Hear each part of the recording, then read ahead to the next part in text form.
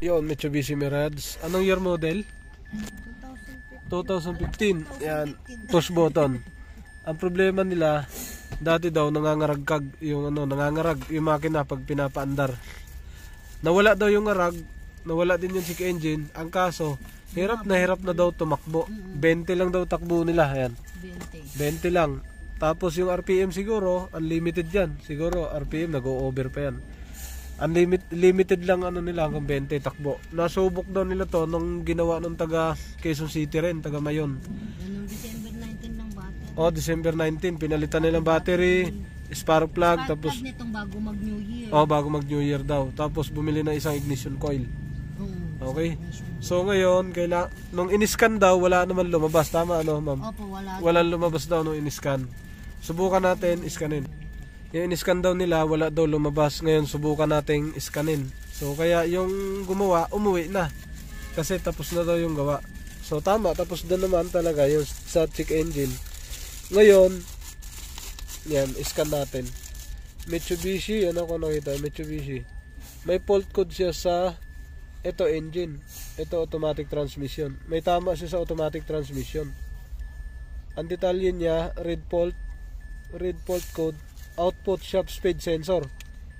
So ibig sabihin naka-stored, Ibig sabihin nandyan. 2015 na siya. 2015 yan, nasa registro niya. Okay.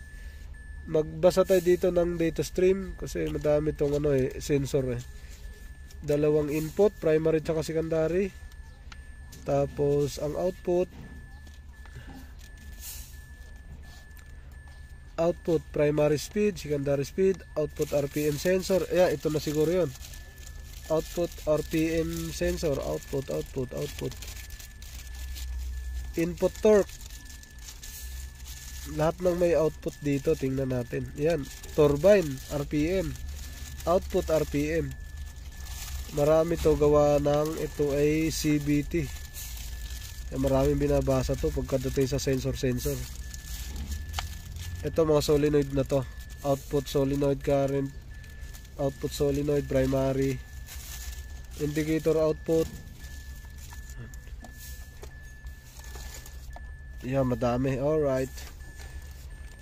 Pag ganitong sitwasyon kasi, hirap na rin itong patakbuhin pag lumabas yung output sensor na yan. Start natin. Start. Boom. Umandar. Good RPM. Nakailaw ang check engine. Ayun, nakailaw. Hindi nawala. Pero nung pagdating dito, wala tong check engine, no? Nung hinatid namin yung mechanic, siguro mga 2 araw bumalik. Bumalik din. Okay. So recorded kasi. Nagre-record din siya talaga. So may check engine. Dito ata pag umaandar daw yung nagbi-blink. Nagbi-blink yung letter P. Okay, tama. Ayan, letter P. Nagbi-blink daw yan, letter P yan. Si Papa, di naman daw yung makita. Oo, pag pinatakbo. Dito, reading tayo sa output sensor. Ito, walang reading. Yan, output yan. Tapos, ito, walang reading. Output yan. Ito lang output, isa. Output RPM, dalawa. Yan, dalawang yan. So, wala. Patakbuhin natin. Bigyan ko lang ng takbo. Dito lang po ba o labas? Hindi, dito lang. Dito lang. Pagalawin ko lang. Kaunti lang. Nagalawin natin. Wala nga. Pinatakbo ko na. Wala. Hindi gumana. Wala. Hindi nag-reading. Nag-flat. Nag-flat yung mga kulay asul. Troubleshoot natin yan. Wala, hindi nagbasa. Reverse. Dapat meron yan. Kahit sa reverse. Wala Malamig. Alright. Troubleshoot natin. Wala ito. Talagang walang takbo to. Hirap to. Troubleshoot natin sa makina. Pop natin susi. Alright. Handbrake. Yung mga sir, dito na tayo sa makina. Ayun sa daga, oh. Ang dami. Oh. Ang dami. Tapos may mga ngat-ngat to, sigurado to. Kasi lumabas yung output sensor. Matain ng daga, ang dami sa ilalim, oh. Tapos ito. Yun. Pero malinis yung lugar na dito. Dinadaga nga lang. May dagang malaki sa Tanggalin natin to. Focus tayo sa output sensor. Okay. Mga sir, dinaklas natin yung battery. Yan, ito na. Kalabas. Yung So, may ito na. bus ng yung tawag na dito totoo. Putol na siya, ito. Tapos putol na, ito. Tapos sa ilalim, ayun, putol-putol na rin, yan. Ayan, ayan po. Iba pa palang putol sa Ang dami, sa output to, papunta. Kaya trace natin kung wala. Kasi babalikan to ng daga pagka hindi nagawa. So, connect natin lahat yan. Tapos patakbuhin natin pagkatapos. Yan mga sir, nadugtong na natin. Okay, so sa ibang trouble naman tayo. Yan mga sir, yan. Putol niya, dugtong natin. Pati yan. Yan mga sir. Ayan. Init, no? Oo. Hindi naman sa Okay na to. dito pag mainit yung makina eh. Tapos ito dito sa ilalim, okay na rin. Nadugtong na natin lahat. Pati ito sa inhibitor switch, naputol din. Pinutol niya. Ngangat-ngat nga, pati yung goma niya sa Ito, cambio. sa cambio. Pinutol din niya. So, tape na natin to. Yan. Manginig siya. Ayun, ito na. Nabalot na natin lahat mula doon papunta dito. Pero ipapalaso ng daga kasi babalik yan. Ayun mangyari. Ayun. Tapos na to. Test drive natin. Testing. Paanda rin natin. Tapos na. Naikabit na natin lahat. Under tayo. On. Nag-check engine to eh. Start.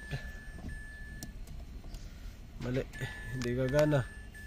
Dahil naka reverse. Park. Start. Alright, umandar. Naka-check engine pa rin ya. Alright. Tanggalin natin check engine yan. Yan yung history ng sira. Tingnan natin dito yung output sensor kung magbabasa na. Alright, yan yung output signal. Patakbuhin namin to. Yan, dalawa. So, patakbuhin namin kung magre-reading yan. Clear ko muna yung fault code na to. On. Alright. Back. Back. Back. Clear. Ang isa sa palatandaan yan, sir. Ang isa sa palatandaan dito, pagka hindi gumana yung speedometer o output, ito, hindi umaangat to. Yan. Hindi yan naangat. Nag-i-stack lang to, no? Nag-i-stack. 20. Pagka sira, hindi gumagana. Yan, na-clear na natin. Yan, ulitin natin. Kung na-clear nga. Naka-okay na lahat. Yan, okay lahat. Walang fault code. Transmission tayo. Data stream. Abangan natin dito yung mga output. Yan. Output signal. Pressure input. Output RPM yun. Tapos yan lang. Okay. Tatlo. Dapat mag-reading yung pinakababa na yan para mag-shifting siya. Yan. Reading natin sa output. Tingnan natin kung nagbasa. Yan yung output.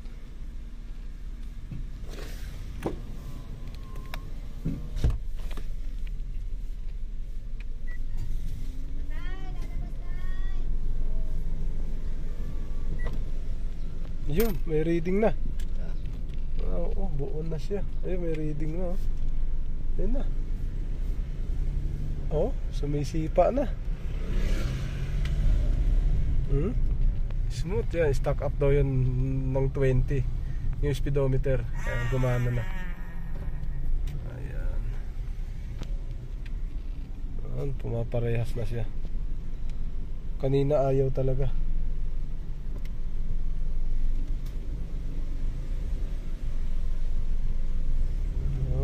Balik na siya sa Haribas. So, maganda-ganda takbo na ito pagka ganito. Ayun, 20 lang daw noon. Ayan, pumapalo na. Banayad lang sa 20 oh. Gumagapang na daw to. Okay, tapos na to, mga sir. Yan, 20 lang daw noon. Ayan, pumapalo na. Banayad lang sa 20 oh. Gumagapang na daw to. Okay, tapos na to, mga sir. 20 lang daw noon. Ayan, tapos na to, mga sir. 20 lang daw noon. Ayan, pumapalo na. Banayad lang sa 20 oh. Gumagapang na daw to. Okay, tapos na to, mga sir. Balintawak, Quezon City. Tumi 30 na oh. 30, Pagkaganito, 40. Ayun. Suabe. Ah. Maabot na ng 60. Okay na to. Okay na. Ayun, may reading na siya lahat. Kompleto na. Okay. Pagbigay mo ng gasolina, talagang titigil. Oh, thank you.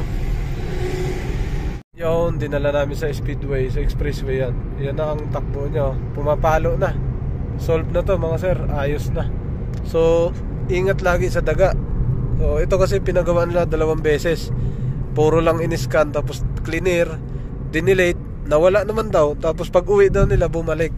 So, kaya hindi na daw sila na naghanap na silang gagawa na kayang matingnan lahat. So, nakita natin ang daming putol ng wire. So, kaya ganun nagiging sanhi ng problema niya.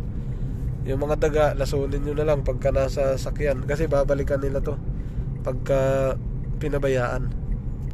Mitsubishi Mirage 2015 automatic transmission.